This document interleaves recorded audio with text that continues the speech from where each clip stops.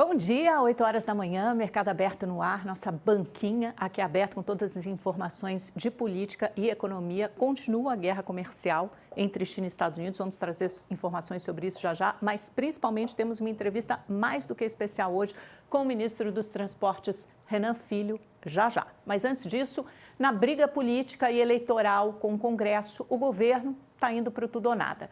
Continua o expurgo de indicados de deputados que ajudaram a derrubar a MP dos impostos, a 1303, e ocupam cargos em estatais. Já caíram apadrinhados do PP, União Brasil, PP de progressistas, tá? União Brasil, MDB, PSD e republicanos.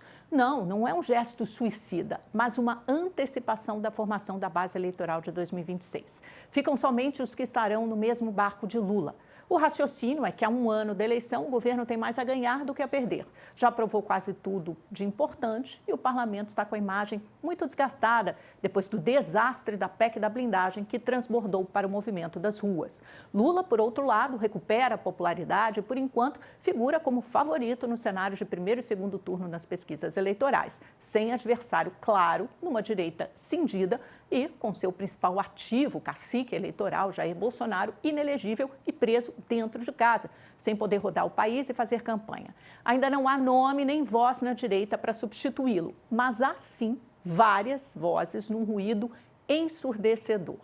Na esquerda, Haddad adota um tom cada vez mais eleitoral, foi o porta-voz ontem em uma audiência na CAI, a Comissão de Assuntos Econômicos do Senado, do discurso da justiça tributária, que é um discurso que o governo vem ensaiando e fortalecendo há alguns meses, insistindo que foi um erro derrubar a MP 1303, conhecida como MP dos impostos, e repetindo que é preciso taxar os BBBs, bancos, bets e bilionários.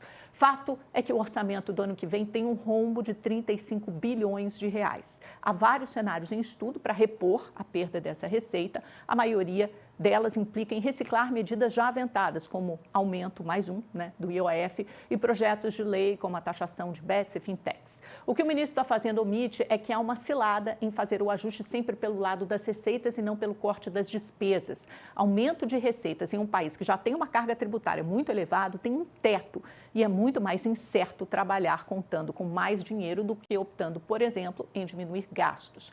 Na prática, a indecisão levou ao adiamento da votação da LDO, a Lei de Diretrizes Orçamentárias, que deveria ter acontecido ontem na comissão mista e amanhã em plenário do Congresso e ficará apenas para a semana que vem.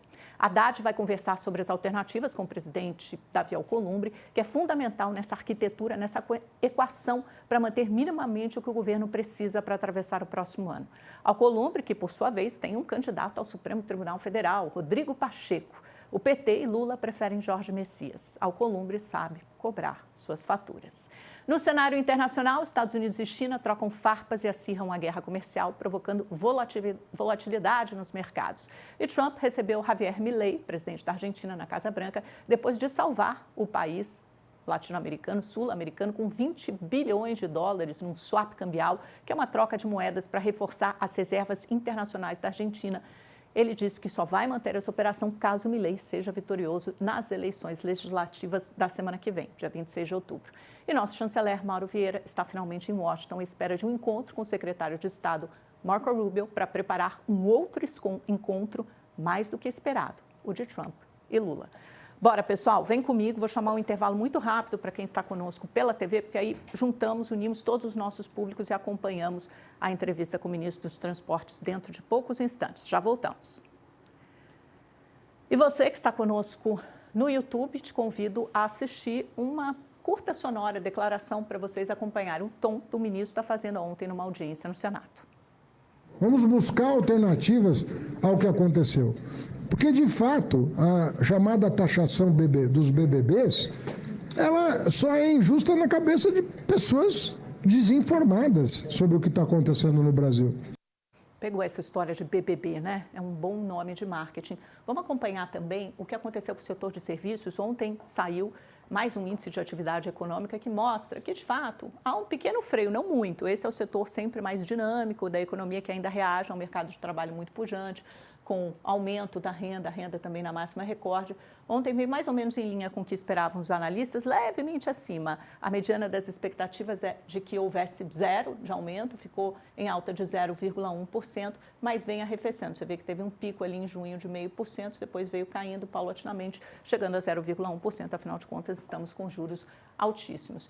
E depois disso, vamos dar uma olhada também nas bolsas, como estão as negociações hoje. A Ásia se recupera em cadeia depois das fortes perdas de ontem e tudo isso ecoando, repercutindo os discursos de Trump e Xi Jinping, China e Estados Unidos, que aumentaram o tom dessa guerra comercial. Só para recapitular rapidamente, a China impôs mais restrições para as exportações das terras raras. Os Estados Unidos são altamente dependentes, assim como o resto do mundo, toda aquela cadeia de tecnologia bélica, de defesa, automobilística, todo mundo altamente dependente da exportação da importação, no caso desses países, dos minerais de terras raras da China. A China controla 70% da produção mundial de terras raras, 90% do processamento. Aí o que o Trump fez na sexta?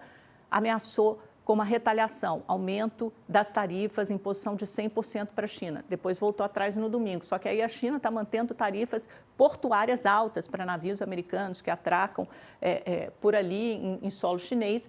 E o Trump disse ontem que vai impor tarifas, vai parar de importar, vai banir a exportação, diminuir a exportação de óleo de cozinha chinês. Os Estados Unidos importam 40% do óleo de cozinha chinês, então estamos nesse momento, meus amigos. Vamos lá, e os mercados ficam assim, maluquinhos, né, nessa volatilidade. Um dia sobe, outro desce. Vamos dar uma olhada na Europa?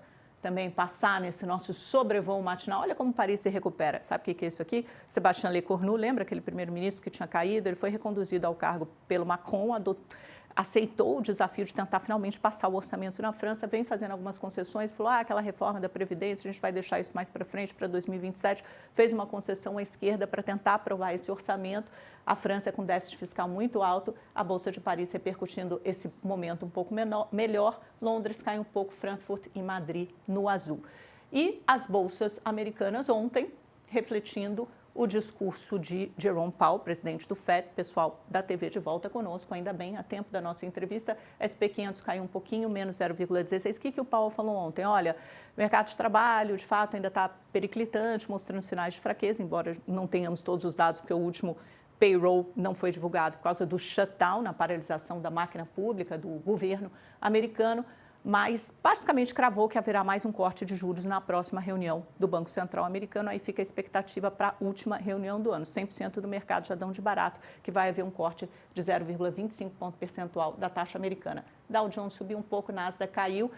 Estamos na temporada de divulgação de balanço americanos. Ontem vários bancos, JP Morgan, Wells Fargo, todos vieram assim até acima das expectativas dos analistas e hoje tem mais uma bateria de números. E por último, no Brasil, que acompanhou esse vai e vem, essa volatilidade das bolsas externas, dólar terminou o dia em leve alta, R$ 5,46, índice Bovespa praticamente estável, leve queda de 0,07, tentou manter os 142 mil pontos, não conseguiu, escorregou um pouco para os 141 mil.